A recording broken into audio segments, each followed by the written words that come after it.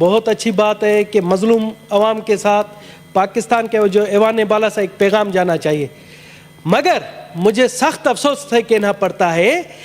کہ اس قرارداد پر کم از کم ہم سب متفق ہوتے ہیں، مگر آج بھی ہم نے یہاں سے اگر گورنمنٹ بینچز سے ہو یا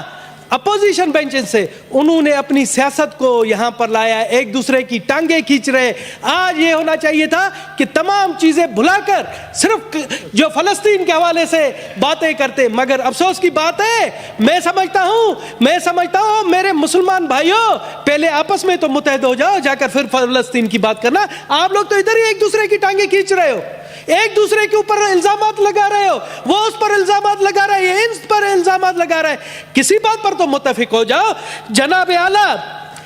آج 5واں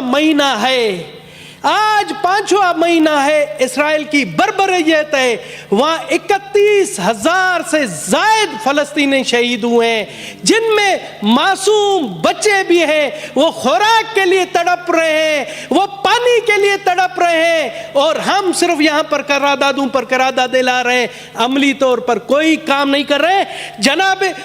چیئرمین، آج مشتاق صاحب، میں بیٹھا ہوا تھا، میں بھی قرآن شریف کا مطالعہ کرتا ہوں کبھی کبھار، آج مجھے ایک آیت میرے سامنے آئی،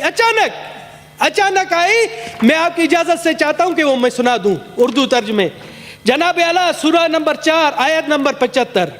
وہاں کہتا ہے، اور اے مسلمانوں، تمہارے پاس کیا جواز ہے کہ اللہ کے راستے میں اور ان بے بس مردوں، عورتوں اور بچوں کی خاطر نہ لڑو، جو یہ دعا کر رہے ہیں کہ اے ہمارے پروردگار، ہمیں اس بستی سے نکال لائیے جس کے باشندے ظلم توڑ رہے ہیں، اور ہمارے لیے اپنی طرف سے کوئی حامی پیدا کر دیجئے، اور ہمارے لیے اپنی طرف سے کوئی مددگار کھڑا کر دیجئے۔ سر، غیر مسلم ہو کر مجھے جب یہ آیت آتی ہے، مجھے شرم آ رہی ہے کہ ہم یہاں پر صرف قراردادیں ایئر کنڈیشن ماحول میں، گرم ماحول میں بیٹھ کر رہے ہیں، کچھ عملی طور پر کوئی کام نہیں کر رہے۔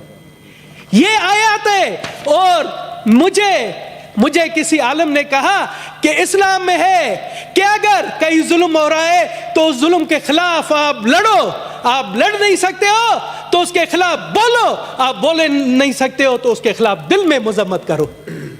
تو کیا ہے، کہاں پر ہے وہ چیزیں؟ مجھے بتائیں، وہاں پر کہاں پر یہ چیزیں؟ سر، وہاں پر مسلمان نہیں مر رہے ہیں،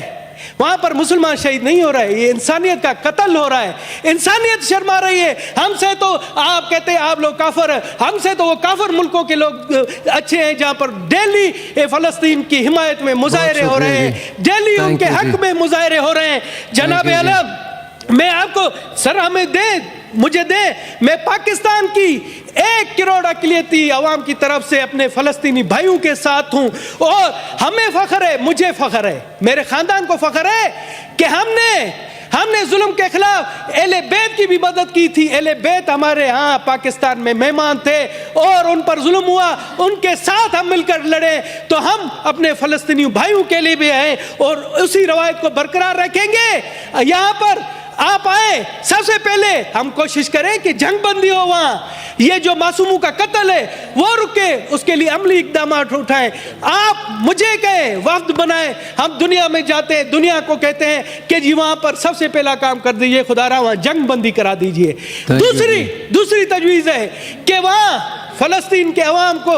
پاکستان کے وہاں سے 4 جہاز تو گئے، مگر میں کہتا ہوں کہ اس ایوان بالا سے بھی ایک امدادی جہاز جانا چاہیے، چاہے وہ 20 کروڑ کا ہو۔ سب سے پہلے دھنیش کمار اعلان کرتا ہے آپ فنڈ قائم کریں، اس ایوان سے 20 کروڑ کا سب سے پہلے 1 کروڑ روپے کا اعلان میں کرتا ہوں، میں آپ کے فنڈ میں دیتا ہوں، آپ کریں، حیا شرم کریں، آئے اور فنڈ کا اعلان کریں۔ دھنیش نے اگر 1 کروڑ نہیں دیا، مجھ پر لعنت 1000 بار۔ آپ 20 کروڑ روپے کا کریں، آپ کریں، ادھر سے ہم جائیں گے اور امداد اپنے فلسطینی بھائیوں کو پہنچائیں گے، ادویات پہنچائیں گے، ان کے لیے پانی راشن پہنچائیں گے۔ آپ کریں، اعلان کریں، اگر میں نے نہیں دیا مجھ پر لعنت۔ تھینک یو جی، تھینک یو جی۔ جی سینیٹر سید وقار مہدی صاحب۔